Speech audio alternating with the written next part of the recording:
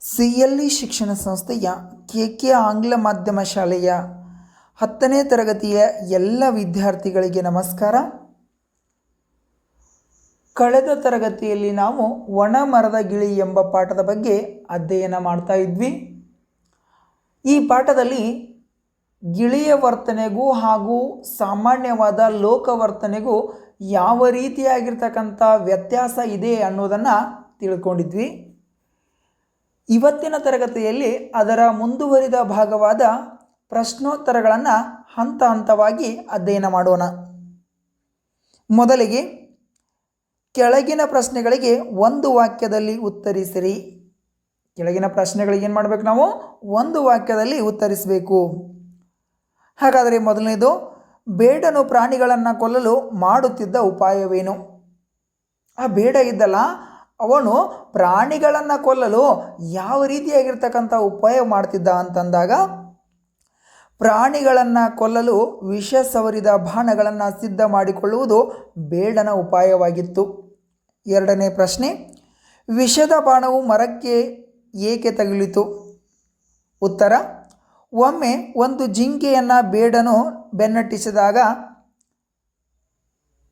ಅದು ಬಾಣದಿಂದ ತಪ್ಪಿಸಿಕೊಂಡು ದೂರ ಓಡಿತು. ಆದ ಕಾರಣ ವಿಷದ ಬಾಣವು ಮರಕ್ಕೆ ತಗುಲಿತು. ಯಾವಾಗ ಆ ಜಿಂಕೆ ಒಂದು ಕ್ಷಣ ಬಾಣ ಬಿಟ್ಟ ತಕ್ಷಣ ತಪ್ಪಿಸ್ಕೊಂಡು ಬಿಡ್ತೈತಲ್ಲ, ಆವಾಗ ಆ ವಿಷದ ಬಾಣ ಏನಾಗ್ತೈತೆ, ನಾವು ಮರಕ್ಕೆ ತಾಗ್ತೈತೆ ಅಂತ. ಮೂರನೇ ಪ್ರಶ್ನೆ, ವಿಷದ ಬಾಣವು ಮರಕ್ಕೆ ತಗುಲಿದ್ರಿಂದ ಪರಿಣಾಮವೇನು? ಉತ್ತರ, ವಿಷದ ಬಾಣವು ಮರಕ್ಕೆ ತಗುಲಿದ್ರಿಂದ ಮರವು ಒಣಗಿ ನಿಂತಿತು. ಮರ ಏನಾಗ್ತೈತೆ ಅಂದ್ರೆ ವಿಷದ ಪರಿಣಾಮ ಒಣಗಿ ನಿಂತೈತೆ ಅಂತ ಹೇಳ್ತಾರೆ. ನಾಲ್ಕನೇ ಪ್ರಶ್ನೆ, ಗಿಳಿಯನ್ನು ಕಂಡು ಇಂದ್ರನಿಗೆ ಆಶ್ಚರ್ಯವಾದದ್ದು ಏಕೆ? ನೋಡ್ರಿ, ಏನಪ್ಪ ಅಂದ್ರೆ ಪ್ರಶ್ನೆ ಏನು, ಗಿಳಿಯನ್ನು ಕಂಡು ಇಂದ್ರನಿಗೆ ಆಶ್ಚರ್ಯವಾದದ್ದು ಏಕೆ? ಉತ್ತರ, ಮರ ಒಣಗಿ ನಿಂತರೂ ಗಿಳಿಯು ಆ ಮರದ ಪೊಟರೆಯನ್ನು ಬಿಟ್ಟು ಹೋಗದೆ ಅಲ್ಲೇ ವಾಸ ಮಾಡುತ್ತಿರುವುದನ್ನು ಕಂಡು ಇಂದ್ರನಿಗೆ ಏನಾಗ್ತೈತೆ ಅಂದ್ರೆ ಆಶ್ಚರ್ಯ ಆಗ್ತೈತಿ. ಗಿಳಿಯ ಯಾವ ಗುಣವನ್ನು ಇಂದ್ರನು ಮೆಚ್ಚಿಕೊಂಡನು? ಗಿಳಿಯ ತತ್ವನಿಷ್ಠೆಯ ಗುಣವನ್ನು ಇಂದ್ರ ಇಲ್ಲಿ ಏನು ಮಾಡ್ತಾನಪ್ಪ ಅಂದ್ರೆ ಮೆಚ್ಕೋತಾನೋ. ಇಂದ್ರನು ತನಗಾದ ಸಂತೋಷವನ್ನು ಯಾವ ರೀತಿ ಪ್ರಕಟಿಸಿದನು? ಉತ್ತರ, ಗಿಳಿಗೆ ಬೇಕಾದ ವರವನ್ನು ಕೊಡುವುದರ ಮೂಲಕ ಇಂದ್ರನು ತನಗಾದ ಸಂತೋಷವನ್ನು ಪ್ರಕಟಿಸಿದನು. ಇನ್ನು ಕೆಳಗಿನ ಪ್ರಶ್ನೆಗಳಿಗೆ 3-4 ವಾಕ್ಯಗಳಲ್ಲಿ ಉತ್ತರಿಸಿರಿ.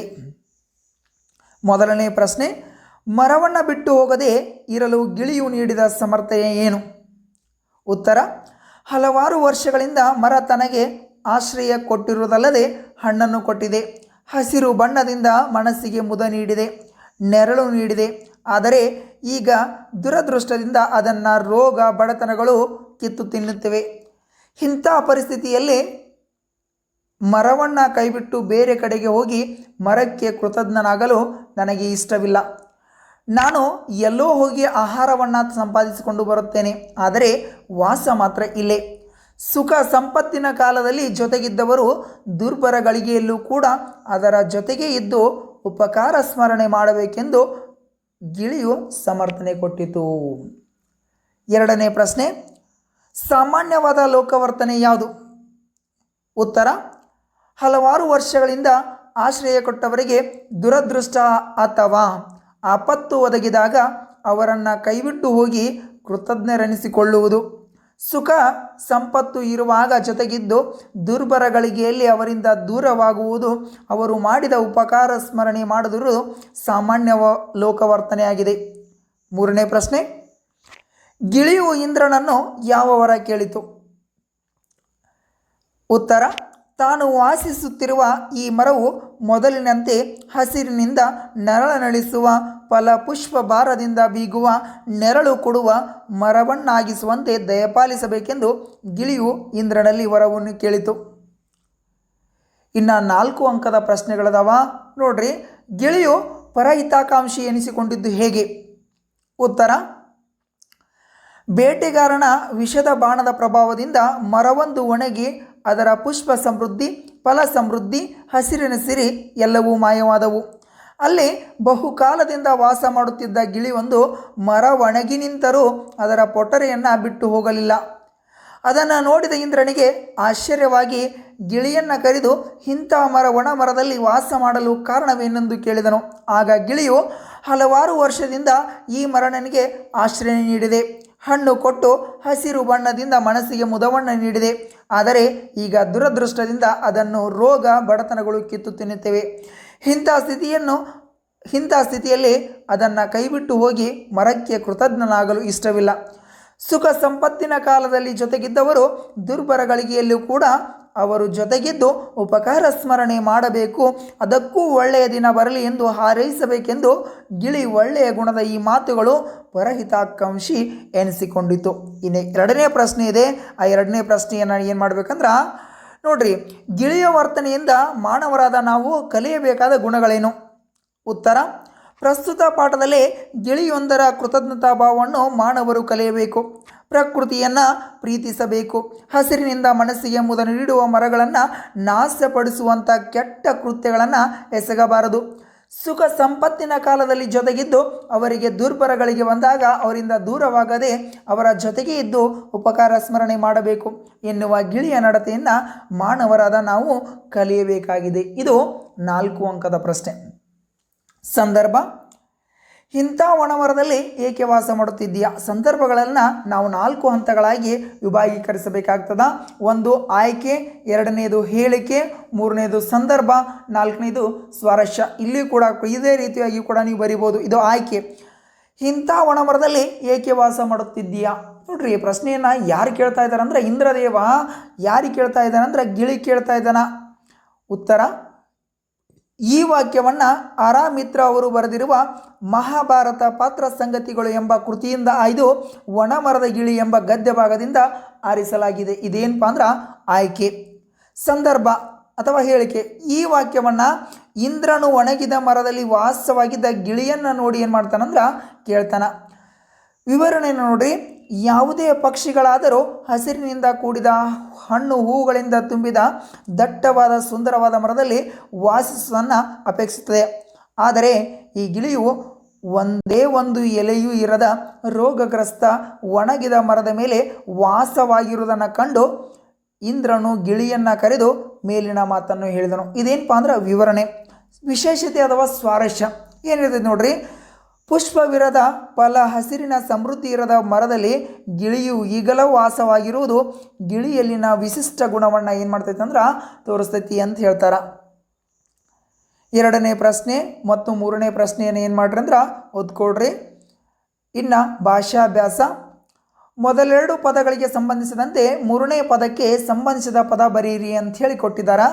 ಮೊದಲನೇದು ಇಲ್ಲಿ ತತ್ಸಮ ತದ್ಭವಗಳನ್ನು ಕೊಟ್ಟಿದ್ದಾರೆ. ಏನಪ್ಪ ಅಂದ್ರೆ ಆಶ್ರಯ.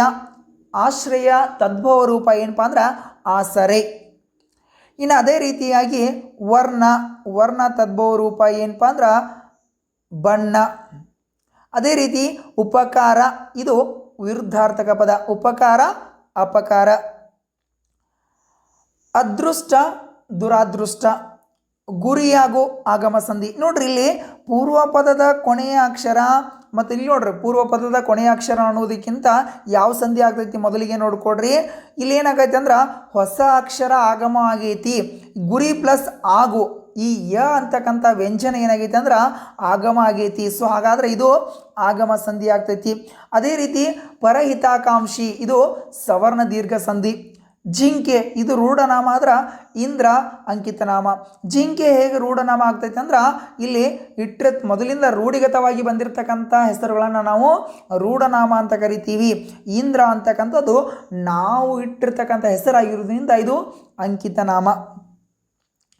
ಕೃತಜ್ಞತೆ, ಇದು ಉಪಕಾರ ಸ್ಮರಣೆ. ಕೃತಜ್ಞತೆ ಉಪಕಾರ ಸ್ಮರಣೆ ಇಲ್ಲದವರು ಅಂಥೇಳಿ ಕರಿತೀವಿ. ಈ ಕೆಳಗಿನ ಪದಗಳನ್ನು ಬಿಡಿಸಿ ಸಂಧಿ ಹೆಸರಿಸಿ ಅಂತ ಕೊಟ್ಟಿದ್ದಾರೆ. ಕೆಳಗಿನ ಪದಗಳನ್ನು ಏನು ಮಾಡಬೇಕು ನಾವು?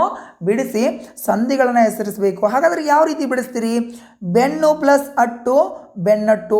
ನೋಡ್ರಿ, ಪೂರ್ವ ಪದದ ಕೊನೆಯ ಅಕ್ಷರ ಅಥವಾ ಪೂರ್ವ ಪದದ ಕೊನೆಯ ಸ್ವರ ಏನಾಗೈತೆ ಅಂದ್ರೆ ಬಿಟ್ಟು ಹೋಗಿಬಿಟ್ಟೈತಿ. ಊಕಾರ ಅನ್ನೋದು ಬಿಟ್ಟು ಹೋಗೈತಿ, ಅಲ್ಲಿ ಬೆನ್ನಟ್ಟು. ಅದಕ್ಕಾಗಿ ಏನಪ್ಪ ಅಂದರೆ ಇದು ಲೋಪ ಸಂಧಿ. ಇನ್ನು 2ನೇದು ಬಾಣವನ್ನು, ಬಾಣ ಪ್ಲಸ್ ಅನ್ನು ಬಾಣವನ್ನು. ನೋಡ್ರಿ ಇಲ್ಲಿಯೂ ಕೂಡ ಏನಾಗೈತೆ ಅಂದ್ರೆ ಹೊಸ ಅಕ್ಷರ ಆಗಮ ಆಗೈತಿ. ಅದಕ್ಕಾಗಿ ಏನಂತ ಕರಿತೀವಿ ಅಂದ್ರೆ ಇದನ್ನು ಆಗಮ ಸಂಧಿ ಅಂಥೇಳಿ ಕರಿತೀವಿ. ಆ ಆಗಮ ಸಂಧಿಯಲ್ಲಿ ವಕಾರ ಆಗಮ ಸಂಧಿ ಅಂಥೇಳಿ ಕರಿತೀವಿ. ಇನ್ನು ನೆಕ್ಸ್ಟ್ ಬರ್ತಕ್ಕಂಥದ್ದು ಕಾಶಿಯಲ್ಲಿ, ಕಾಶಿ ಪ್ಲಸ್ ಅಲ್ಲಿ ಕಾಶಿಯಲ್ಲಿ. ಇದು ಕೂಡ ಏನಪ್ಪ ಅಂದ್ರೆ ಆಗಮ ಸಂಧಿ, ಯಕಾರ ಆಗಮ ಸಂಧಿ ಆಗ್ತೈತಿ ಇಲ್ಲಿ. ನೆಕ್ಸ್ಟ್ ಬರ್ತಕ್ಕಂಥದ್ದು ತತ್ಸಮ ತದ್ಭವಗಳ ರೂಪಗಳನ್ನು ಬರೀರಿ ಅಂತ ಕೊಟ್ಟಿದ್ದಾರಾ.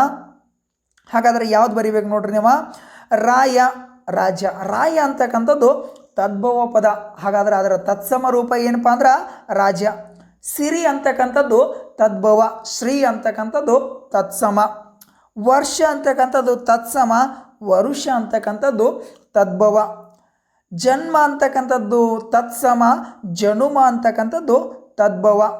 ಆಶ್ಚರ್ಯ ಅಂತಕ್ಕಂಥದ್ದು ತತ್ಸಮ, ಅಚ್ಚರಿ ಅಂತಕ್ಕಂಥದ್ದು ತದ್ಭವ. ಮೊದಲಿಗೆ ತತ್ಸಮ ತದ್ಭವಗಳಂದ್ರೆ ಏನಪ್ಪ ಅಂದ್ರೆ ತತ್ಸಮಗಳಂದ್ರೆ ಸಂಸ್ಕೃತದಿಂದ ಬಂದಿರತಕ್ಕಂಥ ಪದಗಳನ್ನು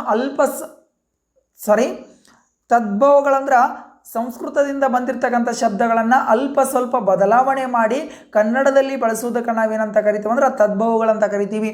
ತತ್ಸಮಗಳಂದ್ರೆ ಸಂಸ್ಕೃತದಿಂದ ಬಂದಿರತಕ್ಕಂಥ ಪದಗಳನ್ನು ಅದೇ ರೀತಿಯಾಗಿ ಬಳಸುವುದಕ್ಕೆ ಏನಂತ ಕರಿತೀವಿ ಅಂದ್ರೆ ತತ್ಸಮಗಳು ಅಂಥೇಳಿ ಕರಿತೀವಿ.